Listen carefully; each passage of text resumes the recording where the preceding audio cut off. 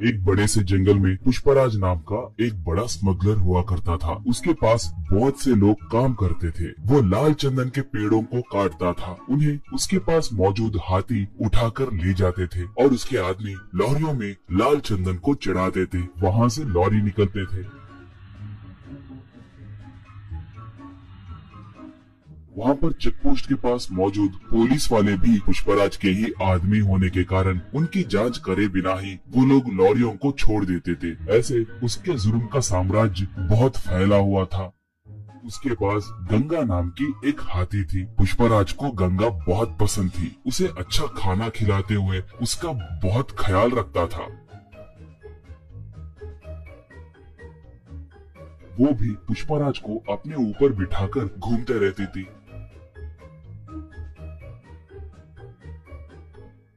पुष्पराज आसपास के गांव में भी बहुत दान करता था।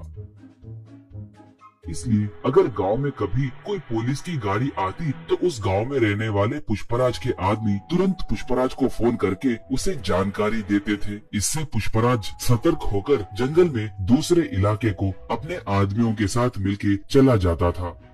पुलिस वाले आकर वहाँ पर देखे तो उन्हें कोई नहीं दिखते थे। इससे वो लोग सर पकड़ लेते थे। एक बार उस इलाके को एक नया एसपी आया। उसका नाम शेखावत था। वो बहुत बड़ा रिश्वतखोर और भ्रष्ट ऑफिसर था। वो बहुत बड़ा क्रूर और मूर्ख आदमी था। वो जैसे तैसे पुष्पराज को पकड़ने के लिए देख रहा था।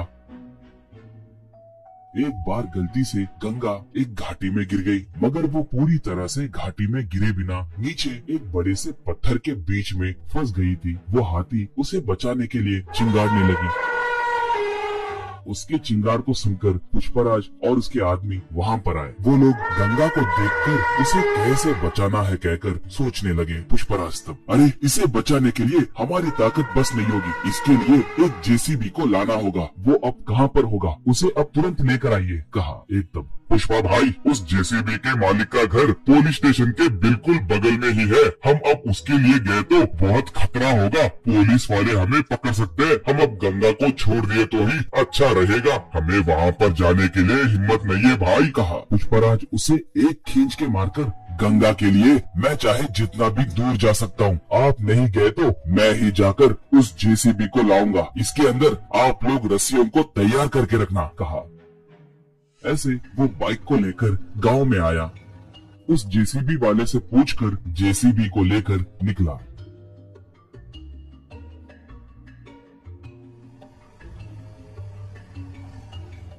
उसे देखकर एक पुलिस इन्फॉर्मर शेखावत को फोन करके पूरी बात बताया। बस शेखावत तुरंत अपने जीप में निकला। पुष्पराज पहाड़ के पास पहुंचकर जेसीबी को रस्सियां बांधकर उनसे गंगा को ऊपर खींचकर उसे बचाया।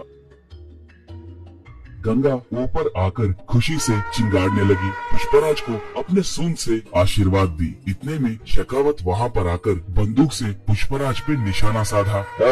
शराफत से सरेंडर हो जाओ, वरना ये बुलेट तुम्हारे भेजे में घुसेगी, कहकर पुकारा। उसे देखकर पुष्पराज के आदमी मारे डर के वहाँ से भाग गए। पुष्पराज तब, मैं तुम्हारे बारे में बहुत कुछ सुना हूँ। तुम्हारे जैसे निठल्लों को मैंने बहुत देखा है। मैं तुम्हें सरेंडर हुआ तो भी तुम मुझ पर केस डालकर मुझे जेल में नहीं डालोगे कहकर मुझे अच्छे से पता है। मुझे एनकाउंटर करोगे कहकर मैं जानता हूँ, कहा। शेखावत तब, सही कहा, तुम बहुत समझदार हो। मैं तुम्हें एनकाउंटर करने के लिए ही आया हूँ। तुम्हें टपका दिए तो मुझे 10 करोड़ रुपए मिलेंगे। चुपचाप भगवान की याद करो, यही तुम्हारे आखिरी क्षण है, कहा। बस गंगा एकदम से उस पर वार की। सूंड से उसके हाथ में के बंदूक को दूर फेंक दी। उसे अपने सूंड से पकड़कर जमीन पे जोर से पटकी। बाद में उसे उसी घाटी में फेंक दी। इससे उसे छुटकारा मिला।